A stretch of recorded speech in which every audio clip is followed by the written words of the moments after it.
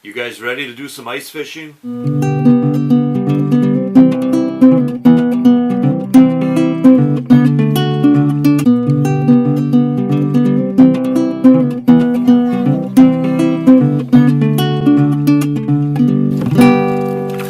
Hey there, outdoor YouTubers. It's Dave Knetter from Knetter's Practical Outdoors.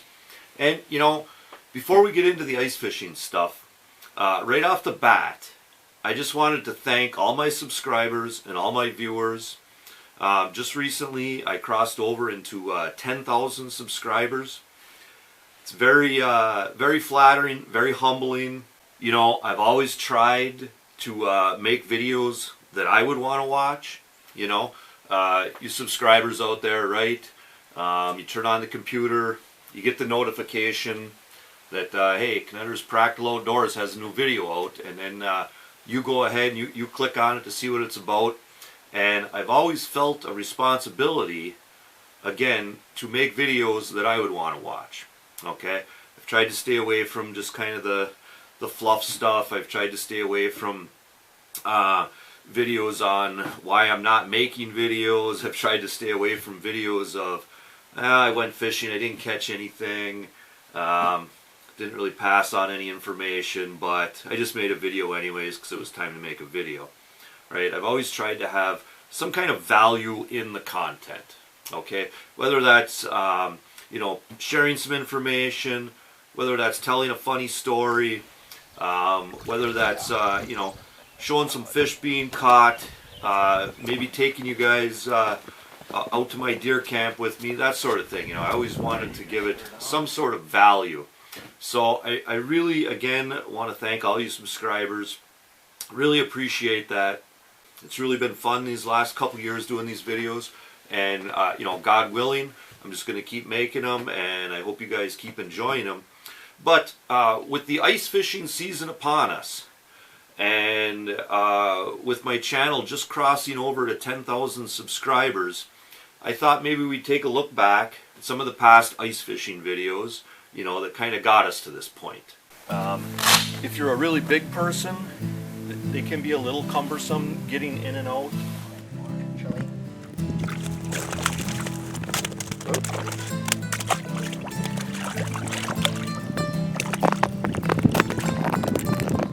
Oh, got away. I know when I go fishing with my buddy Chunks, he's a big person, and he was trying to get in and out through this door. I had to tell him just to stop because I was afraid he was going to break the zipper or trip and just crash the whole thing in, you know.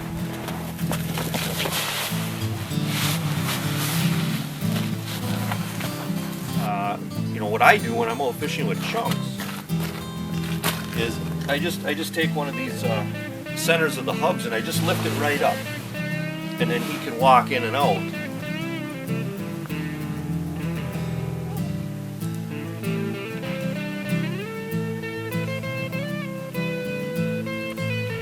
So when we're running a heater inside, I just kind of, I'll have Chunks, I'll have him lay right down on the ground, and I'll just lift it up just a little bit real quick, and he has to just roll in there. Whoa, that's a fatty. Another reason I went with Eskimo is, you know, I already have like this red and black jacket. This is the jacket I take out ice fishing all the time.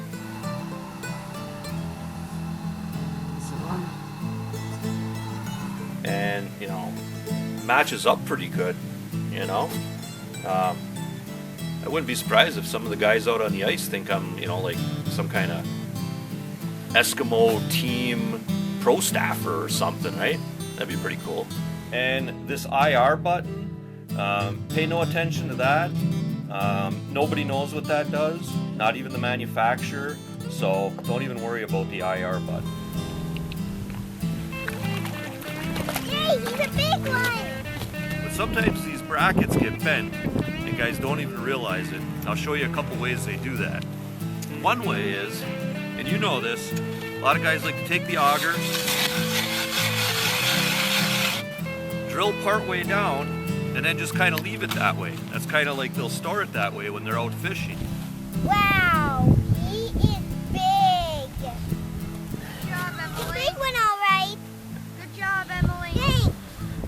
But here's what happens, right? You know, you got this leverage. You got a lot of leverage in the length of this auger. Your buddy comes up to it. He's leaning on it. He's prying on it. He's drunk maybe. He's like, oh, hey, oh, that's a nice pike. It's, you know, not as good as the one I got last week, though. Hey! And he's bending on it and prying on it. And pretty quick, these brackets again, the end of your auger can get bent because you got a lot of leverage, you know, with the length of this auger, right? I'm so glad that we didn't let him get it away. Is it a keeper? Yeah. Nice. This style was developed in the 1960s by an engineer out of MIT named Dr. Facade. There's our skid system.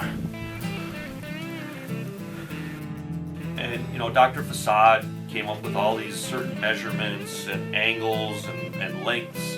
And the sole purpose of all the research that went into this was to develop a minnow bucket that would be just sturdy enough to make you think that it's not going to tip over, you know, but it will. Any of you guys that have this style know this, and it's also been proven by science.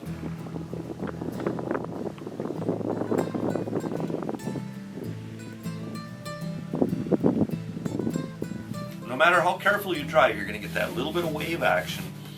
And because of these angles, you know, Dr. Facade, this is a very specific angle here that Dr. Facade came up with. Because of that angle, it'll create kind of a resonant frequency with that little bit of wave action. And when it gets to that resonant frequency, boom, the bucket tips over, your minnows are all over the back of your truck.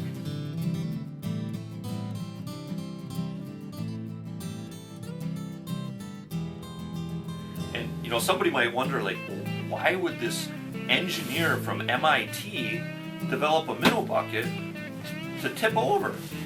And you know, I kind of wondered that too, so I did some research. And if you look back, you'll find out that Dr. Facade's research was all funded by the Minnow Distributors Syndicate.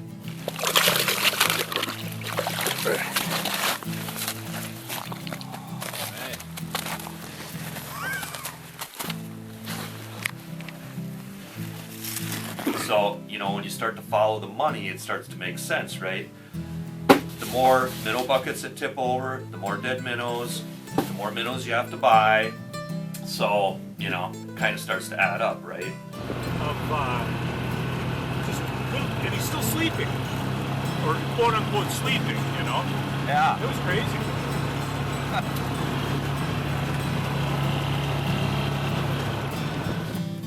To use wire leaders or to not use wire leaders? That is the question. Let's get his nose up in here.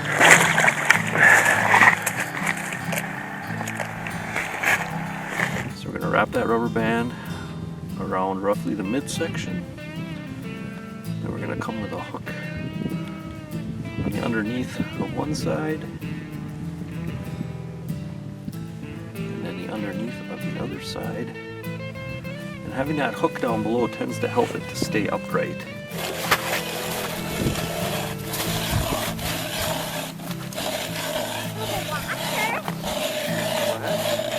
On today's video, I'm going to show you guys how I make the ultimate quick strike rig. Get too close, though, Perry. Huh? Stay back. The trick is to keep it moving. Huh? The trick is to keep it moving. Yeah. Don't let it stop. Pull it down till it's just that small loop on the end. Okay? And I actually use just these electrical pliers to crimp this down. Okay?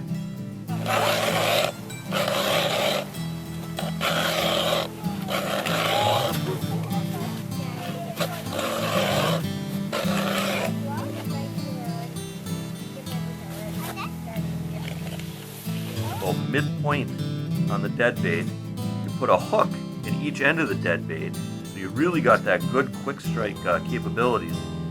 And then when the fish takes it, and you go to set the hook, a lot of times this split ring is going to slide one way or the other, okay? And whichever hook it slides to, that hook is going to stop it. and the opposite hook is often the hook that's going to be in the fish's mouth. So then you've got this small little piece of wire leader, and that's the only thing the fish can chomp on a lot of times. Come on, fish, I'm waiting. We're waiting. We are waiting, fishy. I'm gonna eat your fish for dinner.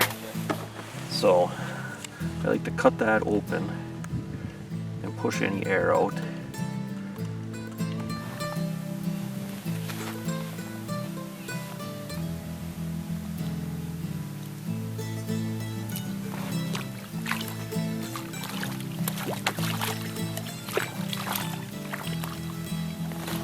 And I think it also adds to the attraction. I think it adds to the scent. And then I also take a fish oil pill, poke it, and I like to squirt some fish oil up and down the smelt. Gloves don't get much grip. Oh yeah.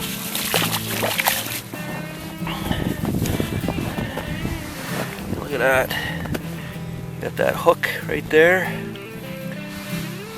The second hook is backwards, not catching on the hole, just the one hook in the fish. So that's how that K-Strike's supposed to work. It's like I always say, blah. Wait.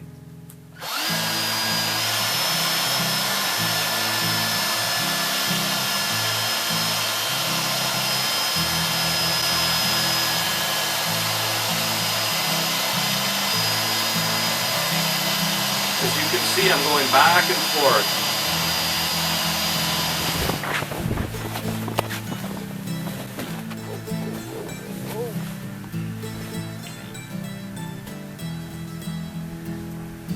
Most of the time, having this hole cover over your hole is going to be all you need to keep the water from freezing up in your hole. So thanks again, all you outdoor YouTubers that have subscribed to the channel. Really appreciate the support. And anybody that hasn't subscribed to the channel, if you're kind of interested in this sort of content, the hunting, the fishing, the outdoor sort of thing, you might want to click on that red subscribe button. And just so you know, it's free. Okay, I know for a lot of you guys that's kind of funny for me to say that, but I was actually asked one time, hey, how much does it cost to subscribe to your channel? Okay, so again, it is free. Okay, and again, thanks again for all your guys' support out there. And remember, hunt, fish, laugh, repeat. It's Dave Knetter from Knetter's Practical Outdoors. Hey, thanks for watching and God bless.